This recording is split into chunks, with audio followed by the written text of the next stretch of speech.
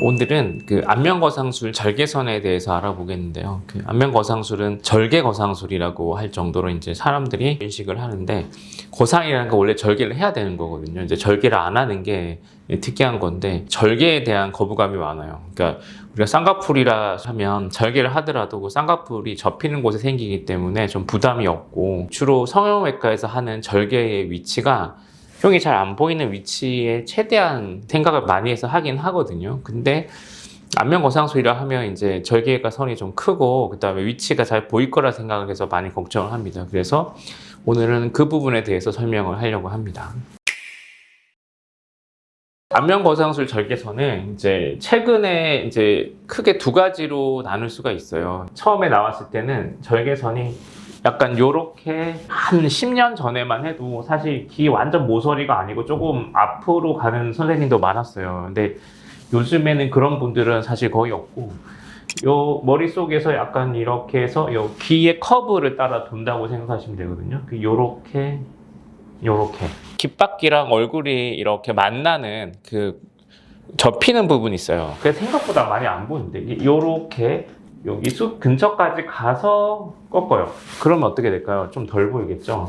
장점은 일단 수술 끝나고 나면 이 뒤쪽 접히는 부분이 사실 위치상 잘 안 보이고요. 여기도 사실 머릿속이라 안 보이고, 그래서 사실 요 정도밖에 안 보이는데 막상 수술하시는 분들 보면 여기 흉터는 되게 좋거든요. 그래서 흉터 자체가 잘 안 보이는 경우가 많아요. 연예인들도 거상술 하신 분들 되게 많거든요. 그래서 TV에 나와도 사람들 했는지 몰라요. 이게 상당히 이제 흉터가 적다는 건 장점인데, 근데 요새 조금 트렌드가 좀 바뀌는 부분이 있긴 있어요. 이게 뭐냐면 디플레인이라는 수술법으로 안면거상술이 좀 바뀌고 있거든요. 이렇게 절개를 했다고 하면 얼굴을 당기겠죠? 당길 때 이렇게 올라가요. 이렇게. 그럼 뭐 구렛나루가 이렇게 올라가면서 위로 이동이 됩니다. 이동이 되는데 듀얼 플레인이라는 방법의 특징상 그 올라가는 방향을 좀 조절이 가능하거든요. 쉽게 말하면 구렛나루 이동하는 방향도 좀 더 자연스럽게 덜 눈에 띄게 이동이 하게 조절이 가능해요, 의사가. 근데 디플레이는 어떤 일이 생기냐면 요 절개를 이렇게 했을 때 디플레이는 스마스를 당기긴 당기는데 피부랑 같이 붙어서 이동하거든요, 두 개가. 여기까지는 스마스가 같이 이동이 돼요. 의사가 올라가는 그 피부의 방향을 조절하는 거는 별로 없어요. 그러니까 스마스가 올라온 방향대로 피부가 올라간다, 이렇게 이해하시면 됩니다. 구렛나루가 어떻게 될까요? 생각보다 많이 이동이 될 수 있겠죠. 그래서 디플레인 할 때는 최근에 절개선이 다른 방법도 같이 많이 하게 됐어요. 이게 뭐냐면 여기서 이 구렛나루를 약간 이런 식으로 절개를 하는 거죠. 여기 잔머리는 좀 없어지겠지만 흉터도 조금 더 길어지겠지만 구렛나루 여기가 보존이 되거든요. 그러니까 여기가 여기 보존이 돼요. 이렇게 하면 어떤 장점이 있느냐, 두피 속에 흉터도 안 남고 구렛나루 이동이 거의 없다. 하지만 단점으로 흉터가 조금 밖에 보이는 게 좀 늘어날 수 있고, 구렛나루 밑에 잔머리가 이게 올라가면서 날아가요. 이게 단점이에요. 이게 어디가 좋다 나쁘다는 아닌데, 환자분들한테 물어봐요.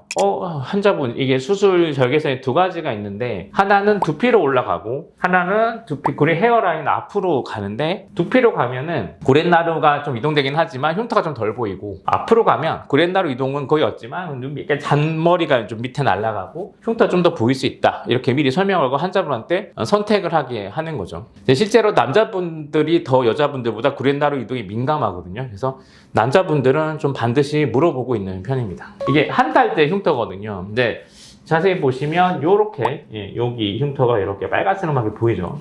한데 이 정도가 정상입니다. 약간 좀 붉은 느낌이 있고, 생각보다 구렛나루 안에 흉터는 잘 안 보이고, 이렇게 이해하시면 되고, 6개월 정도 지나면 이게 사실 의사들도 피부 얇고 하얗신 분들은 찾기가 상당히 어려워요. 자세히 보면 요 모서리에 있기는 하거든요. 아까 제가 말했던 이 뒤에는 제가 말했죠. 요렇게 요 코너를 따라가는 게 되게 중요하다. 좀 멀어지면 멀어질수록 잘 보인다. 그리고 너무 올라가서 귓바퀴 위로 올라가게 되면 여기도 문제가 생겨요. 그래서 제일 중요한 거는 이 접히는 선을 따라가는 게 되게 중요하다.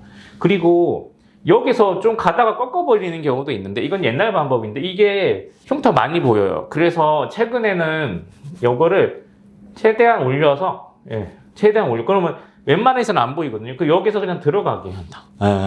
여기가 사실 머리를 이렇게 올려서 그렇지 실제로는 거의 안 보이는 위치가 되거든요. 그래서 트렌드는 뒤쪽은 거의 정해졌어요. 이렇게 간다. 최대한 위로 가서 이렇게 안 보인다. 앞에는 이렇게 하든지 이렇게 하든지 두 가지가 있다. 효과 차이는 효과 전혀 없어요. 하나도 안 중요합니다. 그러니까 절개선에 의해서 그 결과가 전혀 차이가 없으니까 전혀 상관없어요. 피부 당기는 게 그렇게 중요하진 않기 때문에 실제는 그 스마스 올리는 거에 의해서 거의 결정돼 있거든요. 유지력으로 가면 갈수록 더 중요한 부분들도 있겠지만 그건 수술 속의 방법의 문제고, 흉터라는 거는 의사 역할이 제일 중요한데 뭐 수술 후 케어도 되게 중요하지만 사실은 그것보다 가장 중요한 거는 너무 무리해서 피부를 안 자르는 게 되게 중요하고요. 흉터도 사실 딥플레인이 좀 유리한 면이 있어요. 왜냐하면 딥플레인이라는 거는 그 피부랑 그 스마스를 상당히 피부 근처까지 끌고 와서 이렇게 꼬매버리기 때문에 귀 쪽에 작용하는 그 장력이 좀 떨어져요. 그래서 그 딥플레인 방법으로 하는 게 흉터에도 조금 더 유리한 면이 있습니다. 환자분들이 이제 케어할 때 조심해야 될 거는 자외선이 노출되면 붉은색이 오래 가요. 흉터 연고도 중요한데 그 흉터 연고 위에 선크림을 발라주는 게 상당히 도움이 되고요. 담배가 되게 안 좋습니다. 그래서 담배는 당연히 이제 수술 후에 멈추는 게 제일 좋고 줄이는 게 또 당연히 도움이 됩니다. 그리고 살성이라는 게 있는데 우리가 이제 팔이나 다리에 또는 배에 흉터가 안 좋다고 난 켈로이드 같아요 이러시는 분도 많은데 팔이나 다리는 피부가 되게 두꺼워서 흉이 좀 안 좋은 경우가 워낙 많아요. 그래서 제왕적인 흉터가 심해서 난 켈로이드 있는 것 같아요. 사실 그거는 알 수가 없어요. 그래서 켈로이드가 진짜 심한 분들은 귀걸이를 못 하거든요. 살성에 대한 것도 좀 물어봐야 됩니다. 살성이 나빠요 라고 하는데 실제로는 전혀 문제 없는 살성인 경우도 있고, 저는 살성에 문제가 없어요 라고 했는데 이제 의사 선생님들이 체크해 봤을 때는 좀 켈로이드성이 있는 경우도 있거든요. 그래서 이런 부분은 충분히 좀 상의를 해보는 게 도움이 될 것 같아요.